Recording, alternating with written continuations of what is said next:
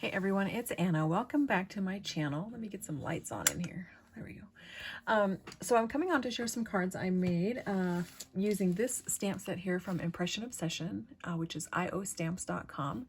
And this stamp set is called Sweet Bunny. And I do believe this one is on the clearance rack right now for 50% off. So if this is a bunny that you're interested in, I would snag him up.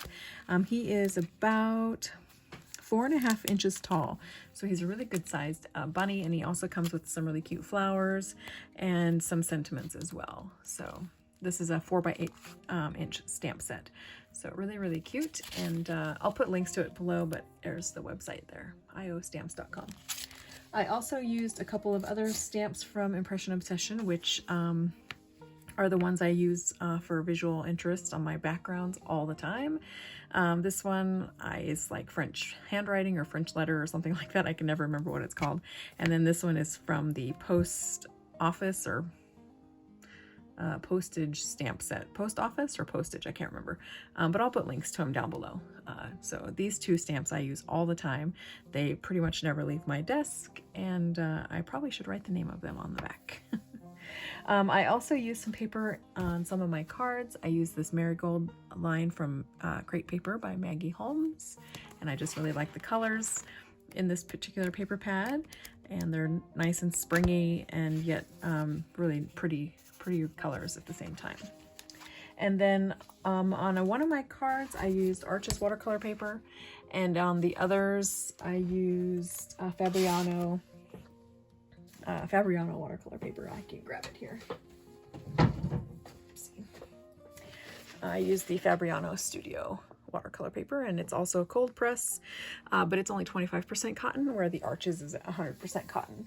So I'm just kind of comparing the two watercolor papers and to see which one I kind of preferred from my stamped images. So let me go ahead and share my cards with you. The first card, the image is stamped in VersaFine, so it's stamped in black and then watercolored. I have a couple different palettes that I used. I have this one here, which is Daniel Smith Granulating Colors, or the Primatex. And then I have these colors as well. I recently picked up some watercolors in a D-stash, and so I just added them to this pan that I had room in. So while I play with these colors and see what I think of them and decide how I want to move them into my other palettes, I'm just going to leave them in there, and that'll be just fine for now. So I did use some of those as well. So here you can see the bunny stamped in black, and then I stamped, of course, those two Impression Obsession images on the background. There's some pretty lace here as well, and then this is that Maggie Holmes paper. The inside of the card has a piece of pattern paper there, and on the back as well. So that's that one. The next card is this one, and this one is probably not my favorite. This image was stamped in tea dye distress ink, and I kind of wanted to compare the differences between vintage photo and tea dye. So this is the one that I stamped in tea dye, and I really was not happy with this one at all, so I tried to grunge it up a little bit and, you know, make it look purposeful, if that's the right way to say it. Intentional, I think, is the word I'm looking for. And then I also lost the detail in his eyes, and I wasn't really happy with the way those turned out, but it's okay. It's just not my favorite.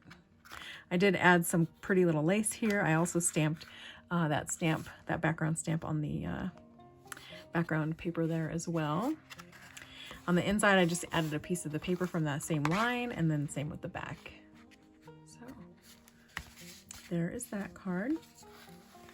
The next card is one that I stamped with vintage photo distress ink, and painted it with various different watercolors. This is the Fabriano paper. In fact, all of these so far have been the Fabriano watercolor paper. So all of these were done on the Fabriano Studio watercolor paper, which is the 25% cotton one. Of the three, I think this one is my favorite. I really like the subtle colors. I like how the background turned out. So it's such a cute little bunny. And then the last card that I have to share with you, I just basically adhered the watercolor paper to a really nice card base. Didn't add any other embellishments. This is the image that I stamped on the Arches watercolor paper, but I also stamped it in Vintage Photo Distress ink. And then this is the image I painted with those granulating Primatech paints. So really, really cute. If you're interested in watching me do the painting process of this particular card, I did record that process, so I'll attach it here at the end of the video. So thank you so much for watching. Thanks to everyone who's been participating in the hashtag Bunnies of March. It's so fun to see all your uploads and all the inspiration that you're sharing, not only here on YouTube, but on Instagram as well. So thank you so much to everyone who is not only participating with uploads, but participating in commenting and viewing everybody's uploads as well. So thank you so much for that. And I will leave you to watch the rest of this video if you'd like to see the painting process of this particular bunny. And thanks again for watching. Hope you all had a wonderful weekend and have a great week. Talk to you again soon. Bye.